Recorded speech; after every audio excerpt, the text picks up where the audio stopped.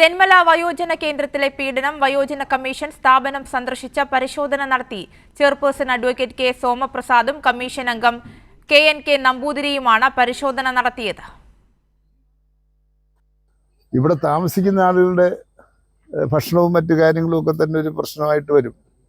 ഇപ്പം എന്തായാലും ഇവിടെ നമ്മുടെ പൊതുപ്രവർത്തകരും ഗ്രാമപഞ്ചായത്തിൻ്റെ ആളുകളും എല്ലാം ചേർന്ന് അവർക്ക് ഇപ്പോൾ ഭക്ഷണം കഴിക്കാനുള്ള ഏർപ്പാടും ഒക്കെ ഉണ്ടാക്കിയിട്ടുണ്ടെന്നാണ് ഞങ്ങളിപ്പോൾ അന്വേഷിച്ചപ്പോൾ മനസ്സിലാവുന്നത്. അതുകൊണ്ട് തുടർന്ന് വരുന്ന 1-2 ദിവസങ്ങൾക്കകം ഇവിടെ താമസിക്കുന്ന അന്തേവാസികളെ അവരെ സുരക്ഷിതമായി പാർപ്പിക്കുന്നതിന് ആവശ്യമായിട്ടുള്ള നടപടികൾ ബന്ധപ്പെട്ട വകുപ്പിൽ നിന്ന് നടത്തേണ്ടതായിട്ട് വരും. അതിന് ഗവൺമെൻറ്റുമായി ബന്ധപ്പെടുന്നുണ്ട് ഞങ്ങൾ ഇതിന് ശേഷം.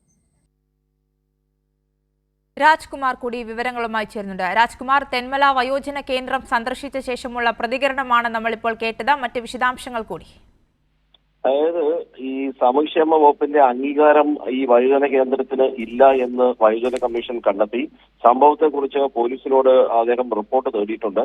സർക്കാരുമായി ആലോചിച്ച് തുടർ നടപടി സ്വീകരിക്കുമെന്നാണ് ഇപ്പോൾ ഇക്കാര്യത്തിൽ സ്വീകരിച്ചിരിക്കുന്ന ഒരു നിലപാട്. ഈ തെന്മല അഭയകേന്ദ്രത്തിലെ അന്തേവാസികളെ പത്തനാപുരം ഗാന്ധി ഭവനിലേക്ക് മാറ്റിയിട്ടുണ്ട്. അത് ഇന്ന് രാവിലെ മുതൽ തന്നെ അവരെ മുഴുവനും അങ്ങോട്ടേക്ക് ഷിഫ്റ്റ് ചെയ്തിട്ടുണ്ട്. ഇതിന് മുമ്പും ഇതേ സ്ഥാപനത്തിനെതിരെ വ്യാപക പരാതി ഉണ്ടായിരുന്നു.